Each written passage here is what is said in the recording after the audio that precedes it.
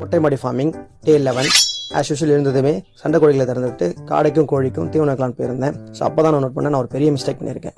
So அந்த mistake நீங்கள் தயவு செஞ்சு பண்ணிடாதீங்க. அது என்ன அப்படிங்கிறது இந்த வீடியோவில் சொல்கிறேன். ஸோ எப்பவும் போல் நான் என்ன பண்ணேன், காடைகளுக்கு தீவனம் வைக்கலான்னு சொல்லிட்டு காடைகளுக்கும் கோழிகளுக்கும் தீவனம் வச்சுட்டு இருந்தேன். அப்போ தான் பார்த்தீங்கன்னா நான் நோட் பண்ணேன், தீவனமே சுத்தமாக இல்லை. ஸோ 2-3 நாளாக பார்த்தீங்கன்னா எனக்கு உடம்பு சரியில்லை அப்படிங்கிறதுனால வீட்டில் இருந்த தீவனத்தை வச்சு மட்டுமே மேனேஜ் பண்ணியிருக்காங்க. ஸோ இந்த மாதிரி நம்ம தீவனங்கள் கொடுக்கும்போது என்ன ஆகும்னா அதில் க்ரோத் வந்து ரொம்பவே பாதிக்கப்படும். நான் வைக்கும்போதே பார்த்தீங்கன்னா பயங்கரமாக காடைகளும் சரி கோழிகளும் சரி சண்டை போட்டுட்டு வந்து சாப்பிட்டு இருந்துச்சிங்க. ஸோ அப்படி சாப்பிடும்போது ஒன்றுக்கு நல்லா தீனி கிடைக்கும், இன்னொன்று தீனி கிடைக்காது. அது மட்டும் இல்லாமல் சரியான பிரச்சனை வர வாய்ப்புகள் இருக்குது. சரியான டைமில் சரியான க்ரோத் வந்து கிடைக்காது. கோழிகளும் பார்த்தீங்கன்னா வீக்னஸ் ஆகுது நிறைய சான்சஸ் இருக்குது. இது ஒரு என்னால் முடியல அப்படிங்கிற மிஸ்டேக் தான். பட் இதெல்லாம் கூட நம்ம ஃபார்மில் வந்து முக்கியமாக நம்ம நோட் பண்ண வேண்டிய விஷயம். ப்ரிகாஷனாக நம்ம என்ன பண்ணணும் அப்படின்னா தேவையான அளவுக்கு ஃபீடை வாங்கி வச்சுருக்கணும். நான் வாங்கி வச்சுருந்தா எங்கள் வீட்டிலே இவ்வளோ வச்சிருப்பாங்க, எனக்கு அந்த சப்போர்ட் கிடச்சிருக்கும்.